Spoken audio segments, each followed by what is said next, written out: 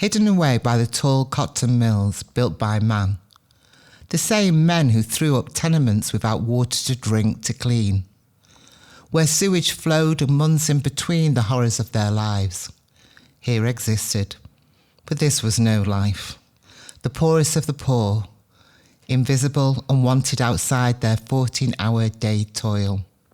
Common folk, a labour force of families, mothers, fathers and children whose small chests choked on fibres that filled the air and blinded their eyes, while hands, large enough and small, scavenged cotton so that little was lost for the master merchant. England's empire cared nothing for the human cost.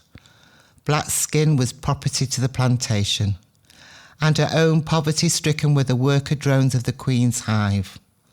How Manchester embraced this image of hard labour in her coat of arms, the bee, an emblem of industrial loyalty to Queen and country. But a swarm of bees is dangerous, a deadly threat to the lives of those who exploit them. So, leave a little honey.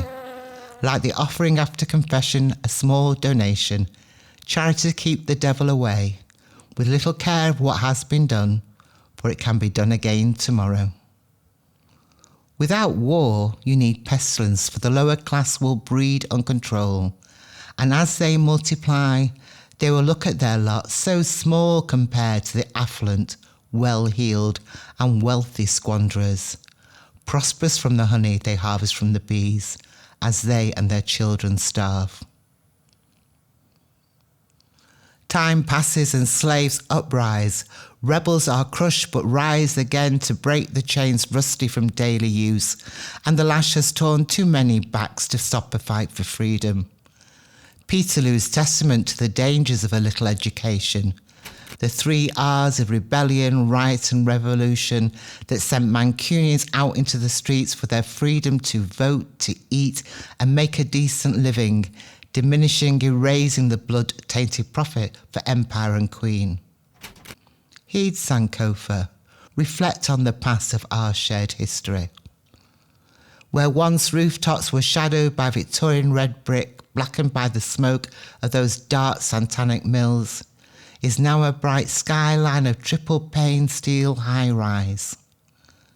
The corridors of ragged schools no longer belch out children, cramped 100 to a small room, dark without light or ventilation. Today, education goes beyond the 3 R's of reading, writing and arithmetic. The chalk and slate are antiquities long forgotten, as technology is a forerunner to learning. The city prospers, proclaiming its success across the globe.